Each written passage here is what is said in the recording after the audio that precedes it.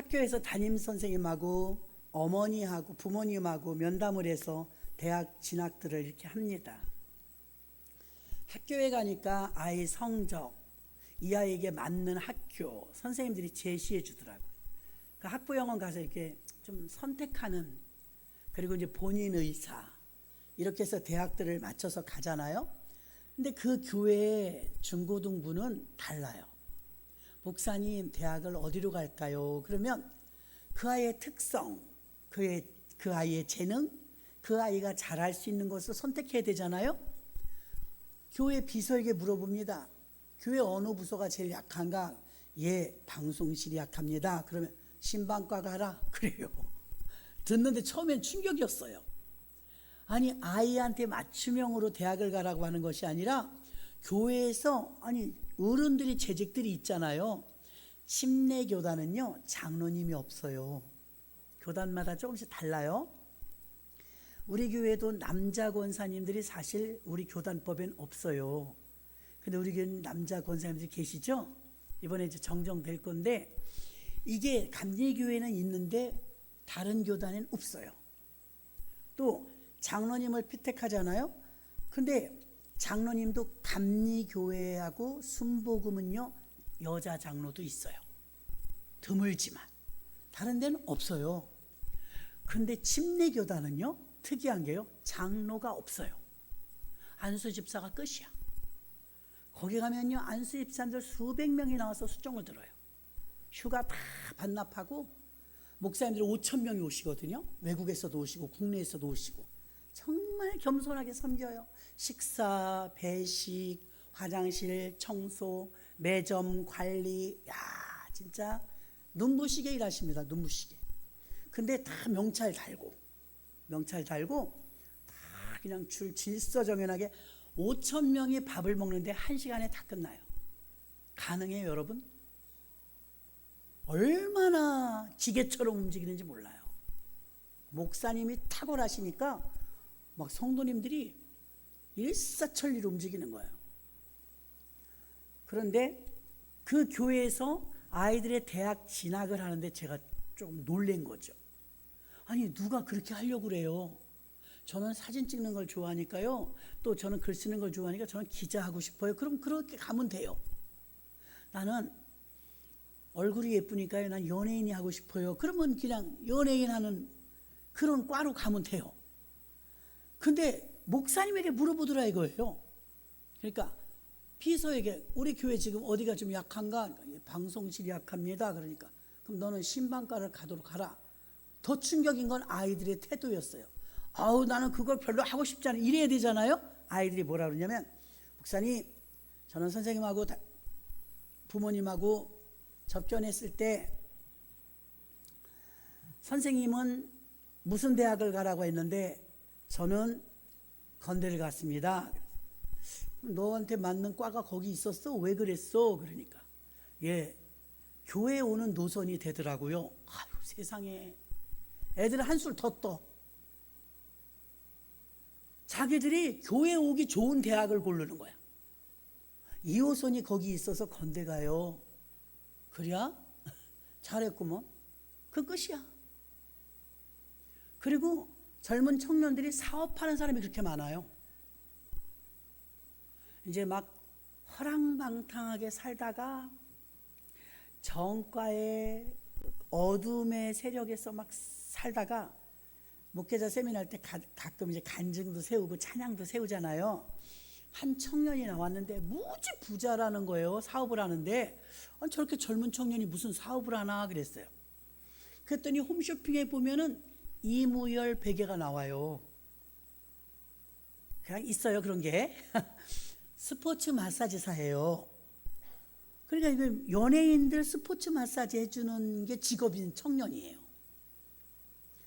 근데 회심을 훤하게 뒤집어지게 해갖고요, 완전히 거듭났어요. 우리가 여러분 낮에부터 계속 반복되는 미지근하면은 병균이 더 잘 생긴다고 했잖아요. 미지근하면. 근데 교회 다니면서 어느 때가 가장 힘드냐면 미지근할 때예요. 미지근할 때 사고가 많이 터져요. 자꾸 사고를 만들어. 그래서 충만할 때는 벌레도 못 끼어요. 다 떠나죠. 여러분 싸늘하게 식은 난로, 우리 겨울에 쓰니까 난로를 이번에 성경학교 하느라고 절로 밀어놔니까 한가지고 좋더라고요. 2층에 난로로 절이 났어요. 낮에 왔다 갔다 하면 더우니까요, 파리도 앉고 모기도 앉아요. 그러면 그게 불이 켜 있으면 거기 앉을까요? 못 앉을까요? 죽으려고 앉아요? 자기가 죽지. 난로에 불이 켜 있으면. 불 꺼진 난로에는 파리도 앉고 거미도 앉고 다 앉아. 모기도 앉고요. 우리도 마찬가지로 믿음이 식잖아요. 벌레 끼고 병 들고 힘들고 어려운 일들이 생겨요. 연단으로 그러실 때도 있고 하나님의 영광을 위해서 그러실 때도 있지만 대부분 좀 보편적인 걸 말하는 거예요. 엎친 데 덮치는 때가 언제? 미지근할 때. 신앙이 미지근할 때는 자꾸 어려운 일들이 연달아 생겨요. 이게 참 안 좋은 건데요. 근데 이렇게 뜨겁든지 차든지 해야 되는데 성령이 충만할 때 보면요, 일을 진행함에 있어서도요, 스피드 있게 일을 해요. 일이 잘 돼요. 빨리빨리. 근데 이제 은혜가 떨어지면요, 모든 게 다 더뎌요. 힘들고. 그래서 여러분, 나이가 드니까 자연적인 거는 있어요. 자연히 노화가 일어나니까 저가 철봉을 못 매달아 이제는요. 잘했었는데 줄넘기, 훌라후프 이런 거 잘했어요. 이제는 하지도 않아요. 그렇지만 마음속엔 어때요? 그까지 줄넘기 뭐 얼마든지 지금도 할 수 있을 것 같아. 그러나 안 하려고. 했다 또 실망할까 봐. 줄넘기, 공기놀이 뭐 이런 거 다 잘하잖아요. 옛날 사람 다 잘해. 고무줄도 잘하고. 근데 생각만큼 몸이 늙으니까 안 되더라 이거예요. 안 되더라.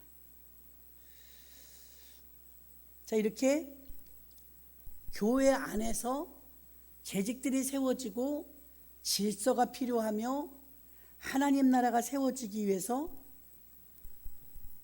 교회를 중심으로 기도해야 되고 교회 중심으로 신앙생활해야 되고 하나님 앞에 성경도 봐야 되고 예배도 드려야 되고 신앙생활 안에 이게 다 들어있어요. 전도도 해야 되고. 근데 우리가 주님의 모습을 닮아가면서 거룩한 하나님의 교회를, 하나님의 나라를 세우는데 우리가 쓰임받는 줄 믿습니다. 교회가 무엇을 하느냐? 재직이 되면 내가 뭘 해야 될까요? 전 집사 임명을 처음 받을 때 지금도 이제 24살에 받았거든요. 결혼도 일찍 했지, 모태신앙이지. 그러니까 집사를 일찍 주더라고요. 집사 직분을 받았는데 그렇게 좋아요.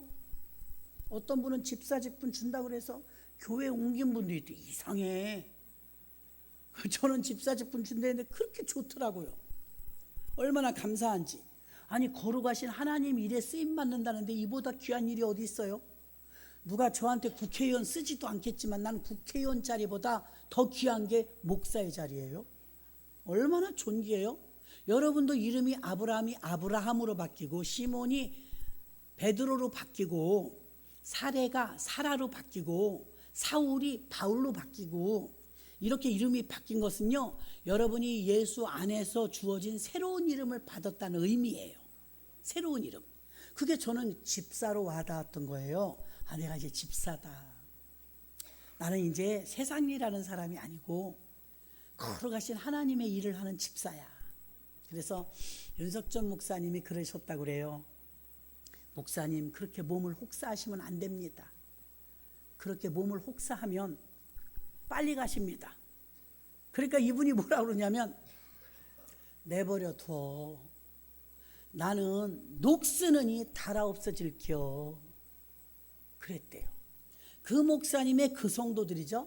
이 김무열 맞죠? 김무열 청년이 막 울면서 찬양을 하는 거예요. 5,000명의 목사님들이 계신데 하루는 반주하고 찬양하는데 맨 앞에 앉아서 찬양단들은 움직이지 않아요. 우리 찬양단들 찬양단 끝나고 바로 예배자리에 앉아야 돼요. 거기 쫙 앞에 이렇게 성가대석 같은 따로 있거든요. 무릎 딱 꿇고 앉아요. 그런데 어느 날 깜짝 놀랐어. 우리 교회 청년 중에 아무개하고 아무개가 얼레리 꼴레리 연애를 한대요. 목사님이 그러시는 거예요. 그럼 우리가 찬양을 들었기 때문에 아는 아이들이라서 박수를 팍 쳐줬어요. 그래서 이 시간 결혼식을 하려고 그래요. 아니 식구들도 안 왔는데 어머니 아버지는 오신 것 같아요. 얘들이 그래요. 목회자 세미나 때 결혼식 하겠다고. 준비 하나도 안 됐는데 괜찮다고. 소원이 있는데 이 많은 목사님들이 1분씩만 축복 기도해달래. 그걸로 족하대. 아 부담되는 거 우리 앉아있는데. 모르는 청년들이잖아요. 그러면서 이 청년들이 지금으로부터 여러분 시간이 좀 들어가지만 결혼식 젊은이들의 장례를 위해서 결혼식 축하해주고 1분 기도 숙제입니다. 그래서 이제 신랑 입장 그러니까 씩씩하게 들어와 청바지 입고 아 뭐 결혼식을 이거 세미나 때 하냐? 우리가 이렇게 생각을 했어요. 세상적인 데가 아니야. 거기는 세상적인 잣대나 기준으로는 이런 일이 있을 수가 없죠. 대학을 가는데 목사님이 교회 어느 부서가 사람이 없냐? 그럼 우리로 말하면 운행하는 사람이 부족합니다. 그럼 너 운전면허부터 따 이러는 거예요.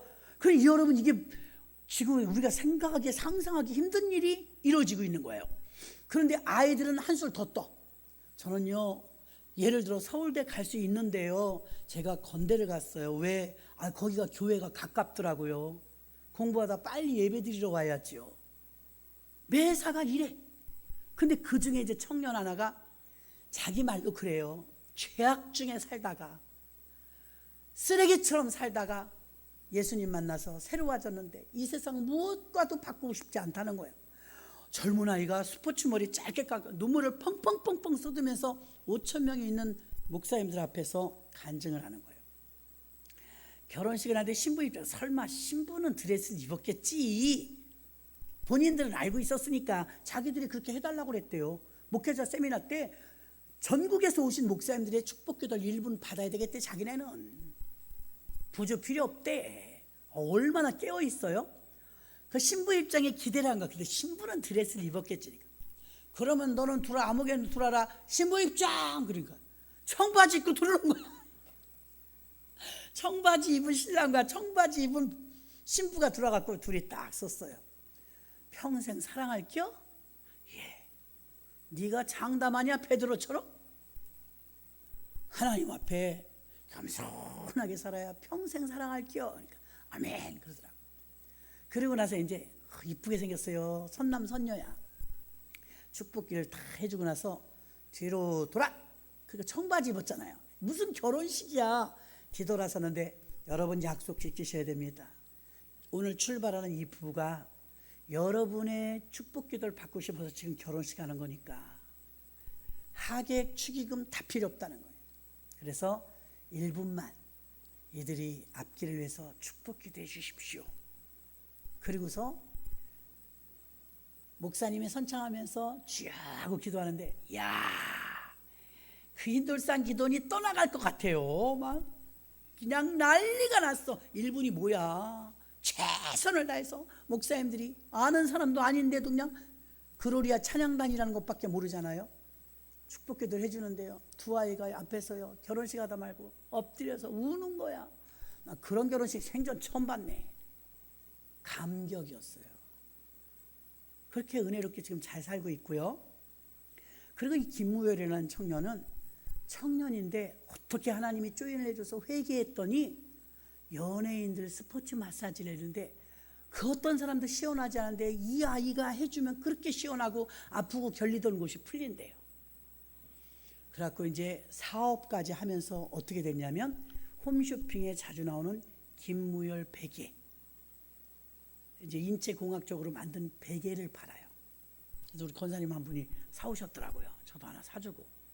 그래서 그 베개를 저도 목이 뻐근할 때 그거 전기 꼽아놓으면 지가 내 목을 주물러요. 근데 이 아이가 내가 주님을 만난 은혜가 얼마나 큰지 사자처럼 울면서 간증을 하는 거예요. 다 돈이고 뭐고 다. 내 안에 계신 예수 하나면 난 됩니다. 젊은 아이가 막 이러는 거예요. 근데 목사님이 이 아이 간증 끝나고 임마 그만해 나도 해야 돼 들어가. 그러니까 들어가니까요. 얘가 11조 얼마 하는지 아소? 이래 우리한테. 얘가 11조 얼마 하는지 아소? 한 달에 2천만 원 이상 해요. 11조를. 그만큼 버는 게 아니고 11조를. 그런 놈이 이렇게 겸손해요. 완전히 뒤집어진 거예요. 여러분, 완전히 뒤집어지면 진짜 멋있어요. 응? 우리의 영적인 상태가 성령 충만하게 뒤집어지면. 근데 이제 미지근하면 무슨 문제가 생기느냐? 완전히 뒤집어졌을 때는 뭐가 돼도 돼요. 뜨거우니까. 근데 뜨거웠다가 식으면서 미지근해진단 말이에요. 대부분은. 뜨거웠다가 2, 3년 지나면 집사 받고 어쩌고 저쩌고 하면 시들어. 시들면은요, 믿음이 마이너스가 돼요. 그 무엇이든 가능할 것 같았던 믿음이 그것도 안 돼, 저것도 안 돼, 요것도 안 돼, 저것도 안 돼, 다 안 될 것 같아. 그게 이제 미지근한 상태가 되어지면은 아무것도 못하고 더 심각한 게 있어요. 옛날로 돌아가요. 주를 처음 만났을 때 막 술도 끊고 담배도 끊고 막 성경도 열심히 보고 성경도 쓰고 막 첫은혜 받으면 그러잖아요. 그랬는데 마음이 막 자꾸 무너져. 내 생각한 대로 안 되거든요. 인내해야 되거든요. 내가 계획한 대로 잘 안 되거든요. 내가 주님 앞에 수십 년을 속삭였던 거 생각 안 해요. 내가 그래도 믿는다고 믿는데 하나님 이거 왜 안 돼요? 믿음으로 사는데 왜 안 돼요? 조급해. 결정이 빨리 안 나는 것 같아. 재미가 없어. 내 마음먹은 대로 잘 안 돼. 그러니까 에이 뭐 기도해도 안 되네 이렇게 돼버리는 거예요. 그래서 우리가 미지근해지면 얼마나 많이 손해를 보는지 몰라요. 근데 우리가 뜨거워지면 엄청난 영육 간의 유익이 있는 줄로 믿습니다. 유익. 자, 그리고 우리가 성령 충만한 상태에서는요, 저도 20대 성령 충만을 받아갖고 성령 충만을 받은 상태에서는 사실은 교회에서 이렇게 뭐 미션 스쿨이라든지 두란노라든지 그런 거 안 해도 알아서 잘해요. 아까 낮에도 손짓한 말씀이 하나 있었죠.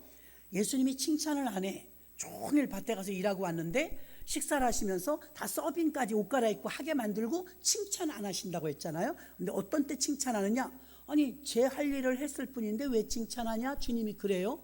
그러면서 스스로 알아서 주인을 기쁘시게 하는 자는 유익한 종으로 칭찬을 듣느니라 그래. 그 알아서 스스로 주님이 기뻐하실 일을 하는 사람만 칭찬을 듣는 거예요. 예를 들면서 제가 낮에 그랬습니다. 주일 성수하는 거 힘든 분은 되게 힘들어요. 주일날 교회 이 무더위 속에서. 근데 주일 성수하는 걸 칭찬해 주지 않아요. 주님은 너가 마땅한 거야. 학생이 학교 가면 마땅한 것처럼. 아유 오늘 학교도 잘 왔네. 그래요? 학교를 간 학생을 칭찬하는 선생은 없어요. 당연하지. 여러분 교회를 다니시기만 하지 말고 교회를 주일 성수하며 예배 오는 게 당연해야 돼요. 아멘. 이건 기본이야. 기본. 당연한 거예요. 그래서 예수님도 죄인을 기쁘시게 하는 일을 스스로 찾아서 하는 자에게는 빨리 와서 밥을 먹으라고 한다는 거예요. 칭찬해 주신다 이 얘기죠. 자, 제가 겪은 것 중에 그런 생각이 들어요. 우리가 두란노를 하든 미션스쿨을 하든 신학교를 다니든 학원을 다니든 모르면 배워야죠. 그런데 솔직히 말할게요. 성령 충만하면 아무것도 안 배워도 돼요. 왜? 성령이 가르쳐 주세요.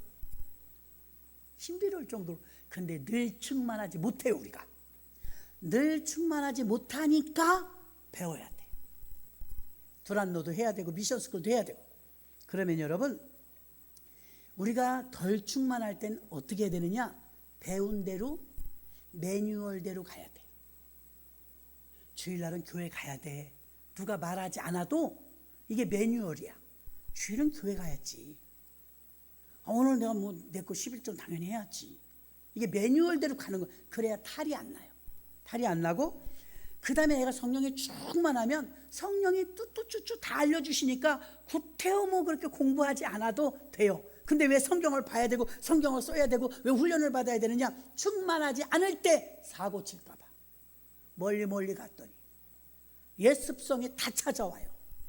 그래서 우리가 충만하지 않을 때도 대비해서 우리가 철저하게 성경을 배우고 익히고 기도하고 이게 훈련이 되잖아요. 자, 예수님께서 겟세마네 동산에서 제자들에게 기도하라고 부탁을 했어요. 1시간을 나를 위해서 기도해 줘라. 머리로는 알겠다고 했어요. 육신이 약해갖고 잠들어 버렸잖아요. 근데 여기서 기도가 승패를 좌우하는데, 기도에 성공했던 예수님은 십자가를 너끈히 지셨는데 사명에 완수하셨어요. 그날 기도에 실패했던 3명의 제자는 도망가 버렸어요. 그렇죠? 베드로, 요한, 야고보는 다 도망가 버렸어요. 그래서 왜 교회에서 기도하라고 하느냐, 왜 성경 보라고 하느냐, 왜 예배 빠지지 말라고 하느냐, 여러분이 어려움을 겪을 때 매뉴얼이 생기는 거예요. 그래도 이러면 안 되지, 내가 이렇게 하면 안 되지, 이게 여러분에게 자리 잡히느라고 훈련을 교회에서 시키는 거예요. 하나님도 그래서 광야에서 40년을 뺑뺑이 돌리면서 계속 광야 학교로 훈련시켜서, 훈련의 목적은 하나님 없이는 아무것도 못합니다, 이렇게 만드는 거예요. 아직도 여러분, 난 내 힘으로 할 수 있어, 그럼 연단이 안 끝납니다. 안 끝나요. 자연재해가 막 밀어닥치는 이런 상황과 전쟁이 주변에서 일어나는 걸 볼 때 우리가 뭘 할 수 있어요? 할 수 있는 게 없어요. 미국이 큰 나라는 큰 나라더라고요. 월남이 전쟁 났을 때 저는 뉴스로 봤어요. 핸드폰 없을 때죠. 70년대니까. 보트피플이 있었어요. 그게 뭐냐면 100만 명 이상이 막 쏟아져 나오는데, 머리 깨인 사람들, 똑똑한 사람들이 저항을 하다가 배 타고 도망 나온 거예요. 나오다 죽기도 하고 많이 그랬지만, 그래도 100만 명 이상이 강물 위에, 바다 위에 떠 있는데 아무 나라도 안 받아줘. 태국도 안 받아줘, 캄보디아도 안 받아줘, 라오스도 안 받아줘. 그러니까 난민이 된 거예요. 보트피플 난민. 이게 월남과 월맹이 전쟁을 통해서 좌파가 이겨버렸잖아요. 왜? 그 나라에 월남 다녀오셨잖아요. 참전용사. 월남의 부통령의 간첩이었대요. 부통령이. 그러니까 적은 가까운 데 있는 거예요. 가까운 데. 그래서 월남이란 나라가 지구상에서 없어졌어요. 우리나라까지 가서 도와줬는데도 못 이겼어요. 그런데 머리 깨인 사람들은 굴복하고 그 공산주의, 사회주의 살고 싶지 않은 거예요. 자유를 찾아 도망 나왔는데 받아주는 나라가 없으니까, 망명을 안 받아주니까 돌다 제가 캄보디아 갔을 때 그 가이드는 분명히 그렇게 말했어요. 그때 잔해로 남았던 가족들 중에 이 강물 위에서 살고 있는 분들이 많습니다. 아직도. 그런데 그 많은 사람들이 다 받아달라고 하니까 이 난민을 수용할 만한 능력이 안 되는 동남아시아에서 미국이나 유럽에 그 요청을 한 거예요. 도와달라고. 미국이 80만 명에서 100만 명을 다 데려갔어요. 야, 나 그 자료를 읽으면서 참 큰 나라는 큰 나라다. 그 월남의 난민을, 그 똑똑하고 잘난 사람만 빠져나온 사람들요, 미국이 다 받아줘서 미국 국적을 준 거예요. 그래서 정상적으로 자유롭게 잘 살고 있는데, 그냥 우리같이 힘없는 서민들은 그냥 남아 있었던 거죠. 남아 있는 사람들 지금 베트남이 돼서 그 종속되어서 살고 있긴 하지만, 그들은 상처가 얼마나 상처기가 크겠어요. 막 난민으로 빠져나가고 파도에 휩쓸려 죽고 말도 못했대요. 그 고통이 참상히 말도 못해요. 전쟁을 한 번 겪으면 그렇게 힘들어요. 자, 그런데 베트남하고 우리가 지금 모습이 비슷하다는 거예요. 무엇이 비슷하냐? 베트남이 그렇게 절정에 다다를 때 좌파로 막 몰리면서 뭐라고 했냐면, 미군 물러가, 미군 철수를 맨날 외쳤대. 우리랑 똑같더만요. 월남은 남쪽이에요. 월맹은 북쪽이에요. 월맹은 공산주의, 사회주의고요. 월남은 자유주의예요. 그리고 무기를 비교해보면 월남이 이긴대요. 가보신 분은 알겠지만 군사력이나 재력이나 모든 면에서 월남이 이기도록 되어 있었대요. 근데 졌어요. 왜? 위에서 다 내주는데 비밀 통로가 어디고, 뭐가 군사기밀 지금 우리나라는 안전할 것 같아요? 아이고, USB인가요? 그걸 주는데 어떻게 안전해요? 안전할 수 없죠. 다 오픈됐단 말이에요. 그러니까 군사적으로도 지금 위험하단 말이죠. 근데 미군 물러가라, 미군 물러가라. 그래서 미군이 자존심이 있지. 하도 나가라니까 쫓겨나듯이 도와주려고 있는 건데 나가자마자 뺏긴 거예요, 나라를. 내쫓자마자 쫓겨나서 그 다음에 월맹이 달겨들어가지고 월남을 먹어버린 거예요. 그러면 거울 같거든요. 역사는 반복됩니다. 그럼 우리가 미군을 철수했다 쳐요. 지금 정권은 미군 철수시키려고 하니까요. 그럼 미군 철수되면 우린 안전하니? 우리 안 안전해요. 또 전쟁 전문가들은 미리 내다보잖아요. 이제 과거를 봤을 때는 우리가 시나리오가 미군 철수하면 전쟁 난다는 거예요. 북한이 가만히 있지 않는다는 거죠. 근데 홍콩이 대만이 지금 문제인 거예요. 대만을 중국이 계속 지금 쳐들어가려고 그러는 거예요. 다시 나라 먹으려고. 근데 미국 때문에 못 덤비는 거예요. 미국이 무기가 좋잖아요. 미국이 거기서 이제 무기 가지고 우리나라도 도와주고 거기도 도와줘요. 근데 우리가 이용당할 수가 있다는 거예요. 왜 그러냐? 미국이 지금 경제가 좋지 않아요. 어려운 상황에서 시진핑이 대만을 치잖아요. 미군이 도와줘야 돼요. 미군은 항상 전 세계 경찰 역할을 하니까. 그럼 미국이 거기다 도와주면 온 전력이 글로 쏟아져요. 그럼 우린 약간 무방비가 되는 거예요. 그럼 북한이 그때 우리를 쳐들어오잖아요. 그럼 미국이 아무리 강대국이라 할지라도 두 나라뿐이에요. 우크라이나도 있고 지금 이란도 있고 전쟁이 몇 군데서 터지면 이걸 다 도와주기는 여력이 안 된다는 거예요. 여력이. 그래서 큰 그림으로 이제 중국하고 미국 싸움들이잖아요.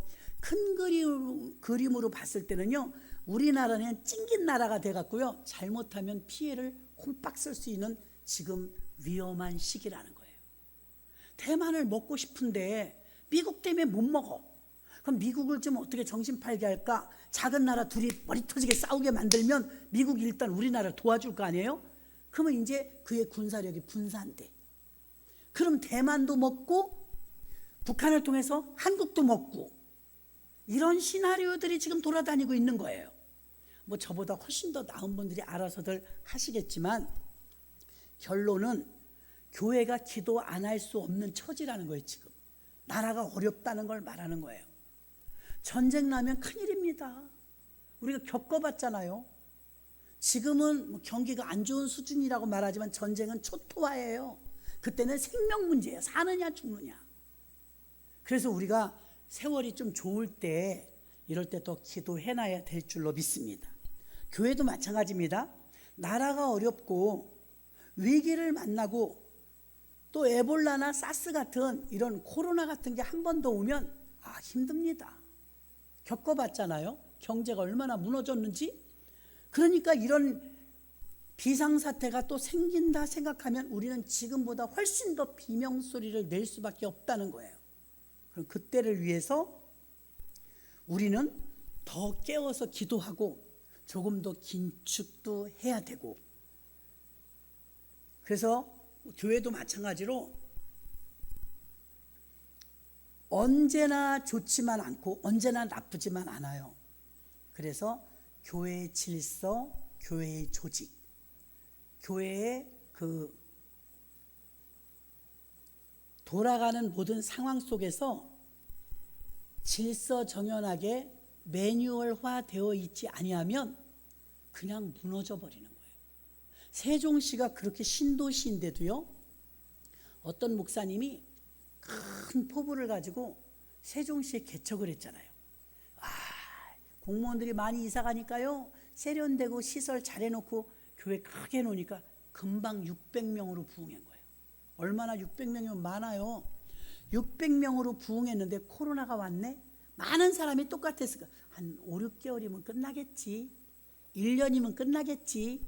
뭐 몇 개월 있으면 끝나겠지. 이러다 3년 반이 걸린 거예요. 3년 반이 걸리니까 한 달에 그 교회 임대료가 1,000만 원이었대요. 1,000만 원이었는데 공무원들은 더 합니다. 우리는 몰래라도 오지만 공무원은 잘려요. 공무원들이라서 하나도 안 오더래.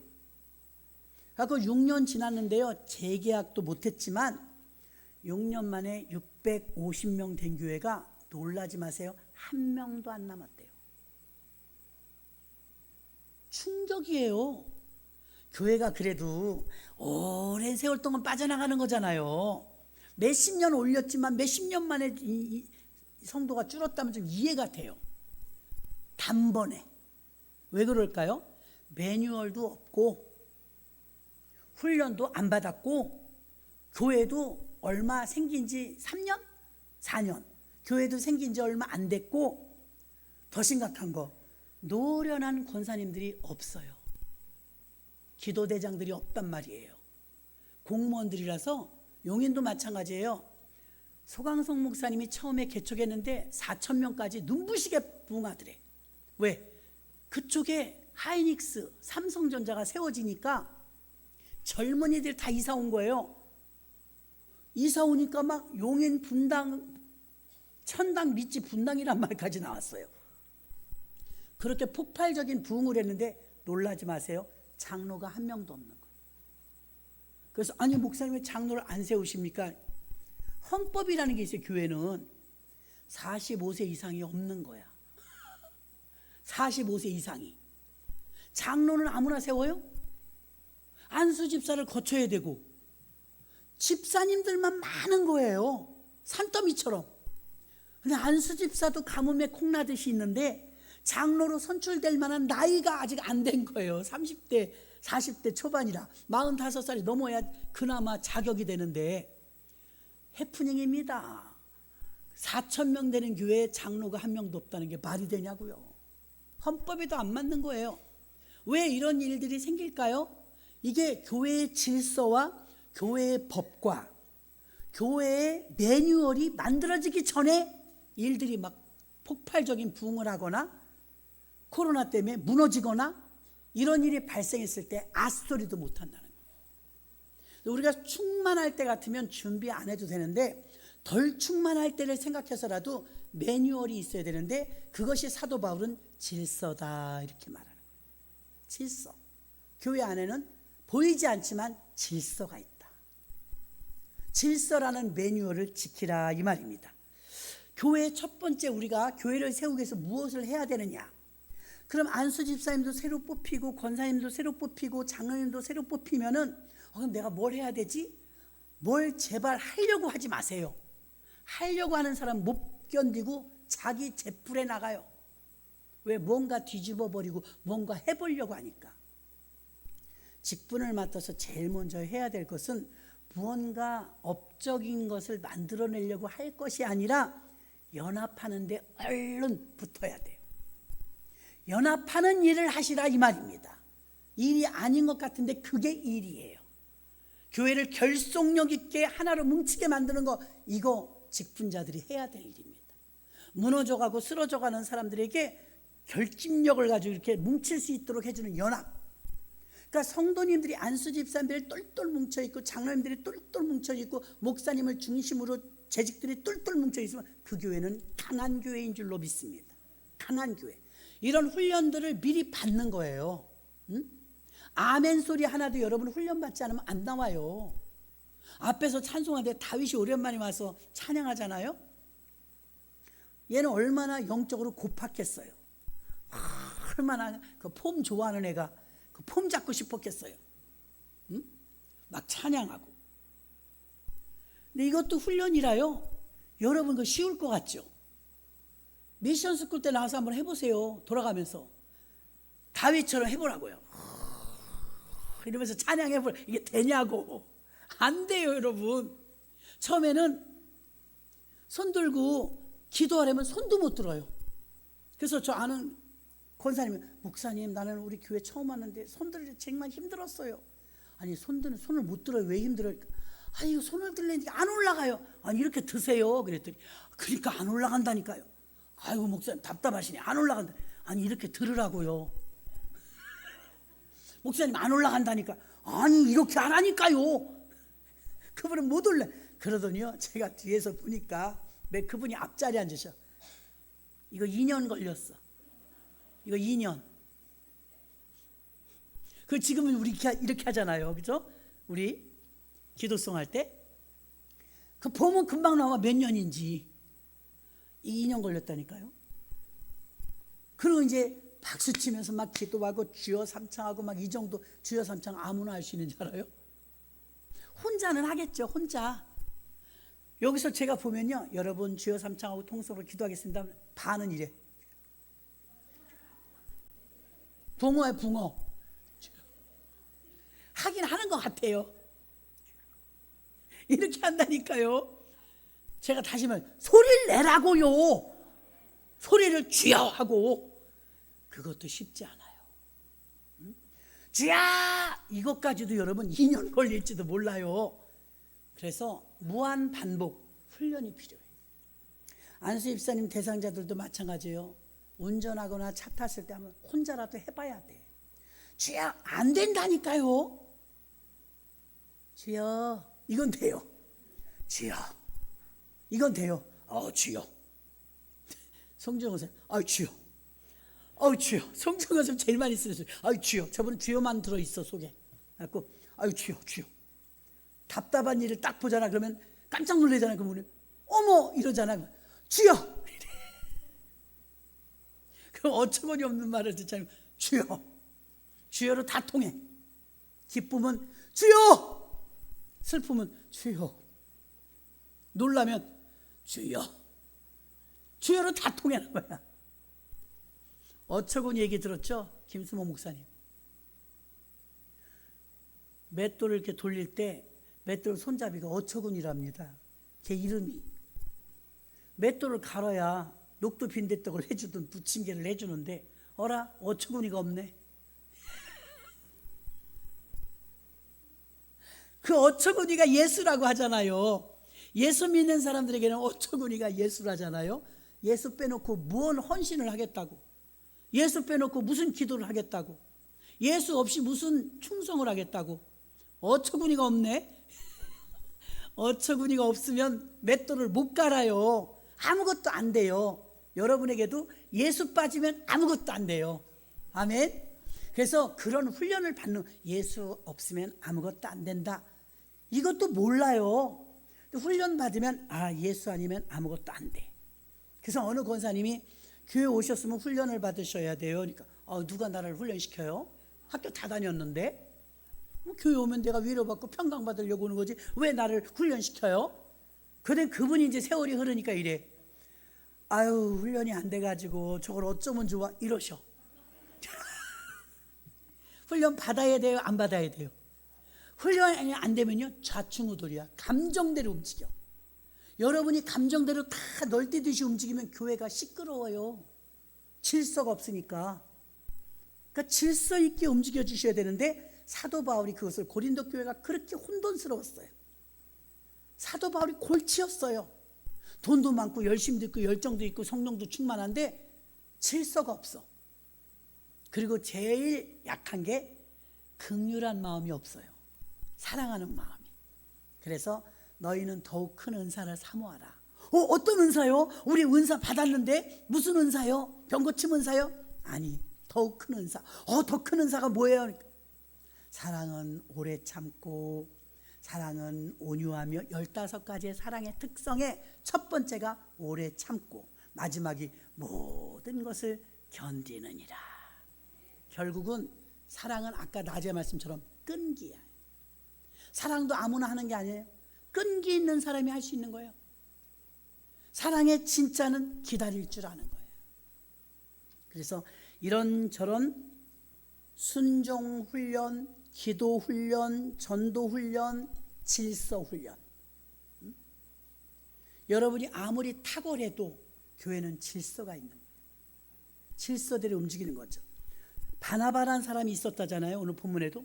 바나바라는 사람은요, 사도행전 4장 36절로 37절. 구브로에서 난 레위 사장이 있으니 레위의 이름은 요셉이라. 사도들이 일컬어 바나바라. 바나바를 번역하면 위로의 아들이란 뜻이래요. 그 이름이 요셉인데 사람들이 바나바 불렀다는 거예요. 왜 바나바라고 불렀냐면 그 사람이 늘 사람들을 만나면 위로해 줬대요. 그가 부자였는데요, 밭을 팔아서 그 값을 가지고 사도들의 발 앞에 두니라. 그 헌금도 많이 했던 분인 걸 알 수가 있는데, 바라바하고 바나바는 전혀 다릅니다. 바라바는 예수님 대신 살은 강도, 바나바는 권위자, 위로자란 뜻을 가진 존경받던 바울의 동역자. 이 바나바가 존경받는 자였는데요, 부자였어요. 그의 고향이 다 부자들이 있는 그런 부촌이에요. 근데 이 헌금을 가지고 와서 어려운 사람들을 도우라고 사도들 발 앞에 두었대요. 그리고 나중에 이제 선교를 나가죠. 선교를 바울하고 나가는데, 바울을 10년 동안 자기 길리기아 다소에 가서 그냥 처박혀 있을 때 바나바가 가서 청빙을 합니다. 우리 교회 개척하자. 이방인들이 갈 교회가 없어. 이방인들을 위해서 하나님의 교회를 개척하라니까, 바울 우리가 힘을 합쳐서 주님의 교회를 세우자. 불러주니까 너무 고맙잖아요. 하고 싶은데 안 써줘서 그랬던 거지. 그랬는데 더 훌륭한 것은, 바나바가 분명히 바울은 돈이 없으니까 바나바가 비용을 다 댔을 거라고요. 돈도 있었고. 근데 담임 목사직에서 누가 봐도 바나바가 존경받죠. 오래됐죠. 인지도 있죠. 담임하셔야 돼요. 근데 바나바는 영적으로만 본 거예요. 기도했겠죠. 하나님, 저하고 바나바하고 바울하고 함께 개척을 하는데 담임은 하나여야 합니다. 이 담임 목사를 누구 세워야 될까요? 그랬더니 성령의 마음에 돈도 하나도 안 내는데 바울을 세우라는 마음이 오는 거야. 바나바가 재지도 않아요. 바울, 자네가 담임을 해. 그럼 되나 미안해서. 그래도 바나바가 해야지 양보는 한번 했겠죠. 성경에 나와 있지 않아요? 그런데 어쨌든 담임은 누가 됐어요? 바울. 이건 바나바가 세웠다는 거예요. 그러니까 바나바는 정말 인품이 겸손해요. 욕심 사심도 없어요. 대부분은 높아지려고 하잖아요. 담임 자리를 놓으면 높아지려고 해요. 그 둘이 쌍방이 지금 선교사가 지금 협동 목회하는 거잖아요. 협동 목회를 하는 데 있어서 저는 이제 어머니하고 처음에 개척을 했거든요. 딸들은 다 자기들이 더 잘난 줄 알아, 엄마보다. 그래서 저도 그랬던 것 같아요. 내가 낫다고 생각을 한 것 같아. 그런데 하나님은 그렇지 않아. 하나님은. 근데 개척을 처음에 하는데 모든 비용이 제가 들어갔어요. 저희 집 빼서 다 들어가고, 하여튼 제 돈이 다 들어갔어요. 그런데도 언감생신, 그때 오빠 목사님은 집사 때입니다. 신학교도 안 들어갔을 때예요. 어머니가 담임 목사님이고 제가 부목사가 되었던 거예요. 근데 부딪혀. 하다 보니까 부모인데도 부딪혀요. 부딪히는데 제가 한번 깊이 기도하러 오살리 기도원을 갔어요.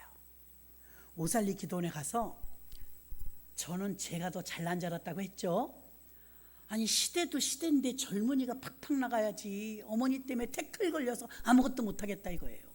그러면서 제가 깊이 기도를 해서 금식하면서, 그때 나를 죽여달라고 기도굴이 수도 없이 많은데, 오살리 기도는 지금은 없앴더라고요. 무덤굴이 있었어요. 뒷동산에. 무덤으로 들어갔어요. 무덤에 들어서, 하나님 살려주시든지 죽여주시든지 여기서 나는 안 나갈 겁니다. 응답 주실 때까지 난 안 나갈 거니까, 밥도 안 먹을 거니까 하나님 응답 주세요. 하나님 응답 주시지 않으면 나는 못 나갑니다. 난 죽어버릴 겁니다. 여기서 그냥 굶어 죽든지. 그렇게 기도를 하는데 하루 이틀 3일 됐는데, 금식을 하는데 드디어 3일째 음성이 오는 거예요. 반갑죠. 조마조마한데 성령께서, 딸아, 그 수하에 가서 복종하라 그래. 받아들일 수 없는 응답을 주시는 거야. 그러려면 뭐로 금식하고 지금 떼굴떼굴 굴렀냐고요. 근데 그게 아니에요. 하나님의 음성을 들었을 때와 듣지 않았을 땐 천지 차이. 듣지 않았을 때 내가 잘 나갔고, 어머니 때문에 부응이 안 되는 것 같아, 내 생각에. 그리고 저도 나름 인기가 있었잖아요. 섬기던 교회에서.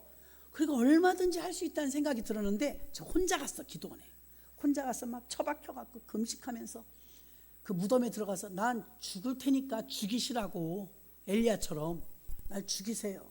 깜깜한 그 무덤 속에 들어가서 하나님 죽이시든지 살리시든지 하나님 응답 주시기 전에 안 나갑니다. 그리고 매달렸더니 3일째쯤 되니까 하갈의 말씀을 주시는 거예요.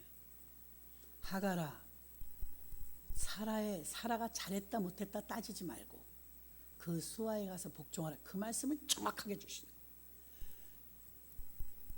그래 너 잘했는데 내가 위로해주고, 그래 너 잘했는데 좀 기다려, 네 때가 올 거야, 이런 말 안 해. 하나님은 너는 그 수아에 가서 복종하라. 그래. 더 자존심 상하는 거야. 복종이요? 그 수아에 가서 복종하라. 아무 소리 안 했어요. 하나님이 뭐라 그러시면 그냥 들으려고 노력을 해요. 울면서 내려왔어요. 배고파 죽겠는데 그러려면 뭐하러 금식했어, 막 이런 생각이 드는데 그렇게 해서 나를 죽이시더라고. 죽이고 어머니 편에서는 그렇게 생각해요. 아유 좀 약호가 죽어서 왔네, 그랬을지도 몰라. 나는 주의 음성을 들은 거예요.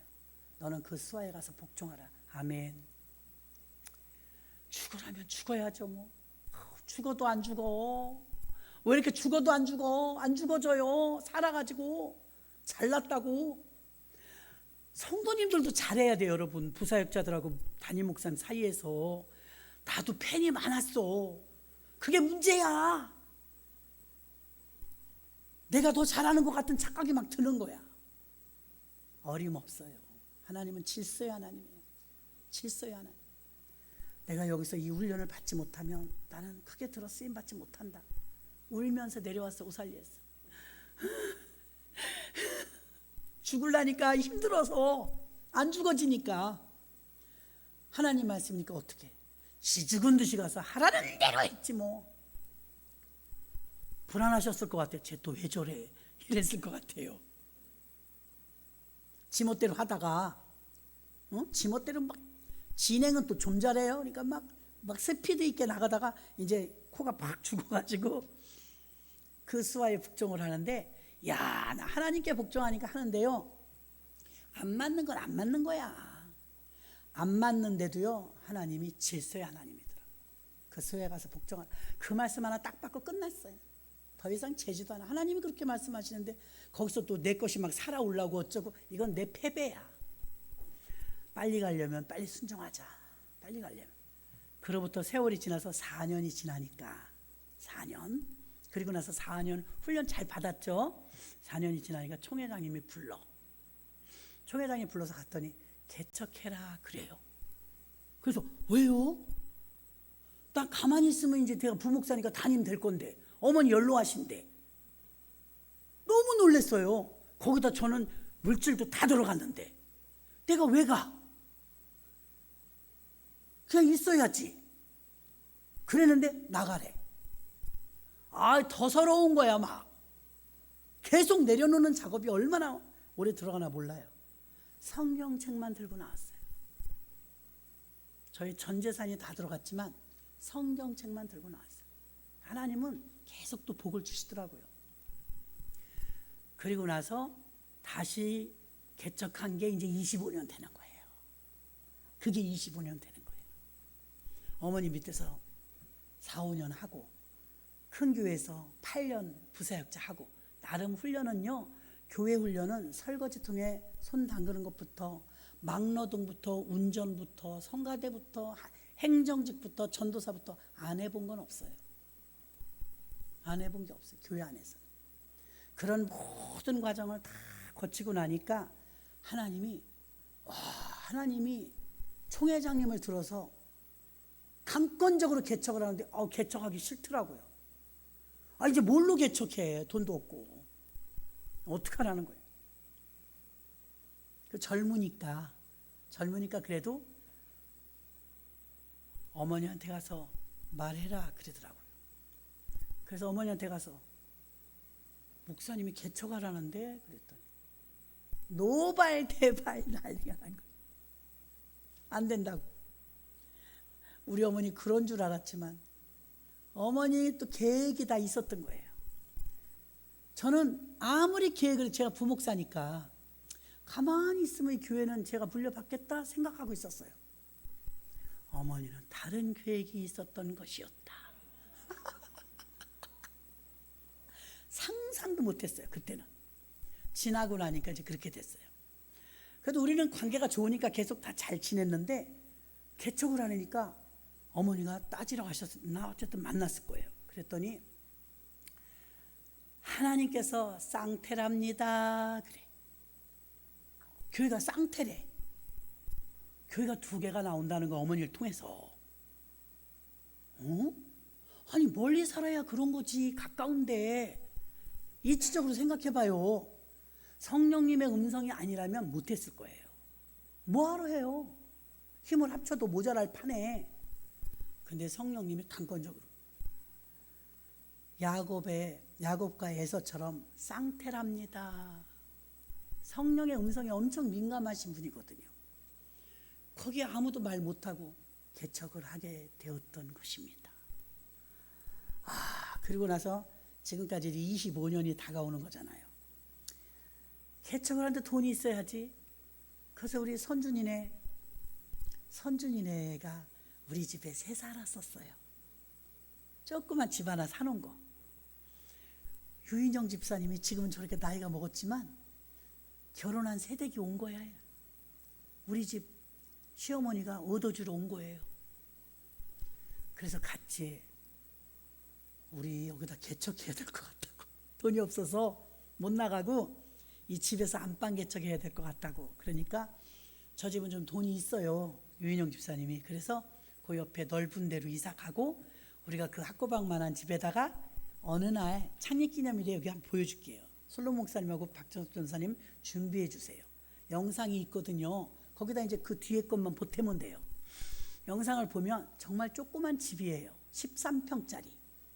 그 집에서 방 하나 터가지고 개척을 했는데, 제가 이런 교회를 누가 와, 이렇게 기어 들어갈 정도로 작은 교회를 누가 와, 나 같아도 안 오겠다. 그래서 우리 기도 훈련 시킨다, 기도나 하자. 그래서 매일 낮에 2시에 집회를 매일 한 거예요. 그랬다가 이제 그 이어지는 부분이 외국인 요구, 잠깐 충원 선교교회로 했었죠. 왜? 한국인은 안 오고 외국인만 와. 집값이 싸니까. 그래서 외국인들과 더불어 충원교회인데 충원 선교교회로 잠시 이름을 했다가 이제 9월동 갔다 다시 들어오니까 다 떠났잖아요. 여기가 집값이 싼 집들이 없어지니까. 그래서 그냥 다시 충원교회로 한 것입니다. 그렇게 해서 지금까지 훈련하셔서 저는 너무너무 그 질서 훈련 받는 걸 철저히 받아가지고요. 큰 교회에 있을 때는요, 목사님 아드님이 부목사님이에요. 지금의 총회장님이에요. 와, 엄청 갈궜어요, 저를. 제가 교육부 전도사를 하는데요, 그분은 교육목사의 부목사님을 하셨는데, 제가 이제 밑에서 종고락처럼 심부름 일을 했죠. 저 나름대로는 하루에 3시간, 4시간 자고 월급 23만 원 받아가면서 정말 뼈 빠지게 일했는데도요, 매일 혼내. 그 혼나는 걸 다 혼났어요. 그냥 질서니까. 그분 아니라면 제가 이렇게 클 수도 없었을 거예요. 호되게 저를 혼내는 바람에 일을 제가 거의 맡아서 많이 해서 일을 많이 배웠죠. 그렇게 해서 오히려 저에게는 유익이 되었습니다. 하나님께서 교회 안에 보이지 않는 질서가 있어요. 그게 여러분이 생활해 나가면서 습득이 돼요.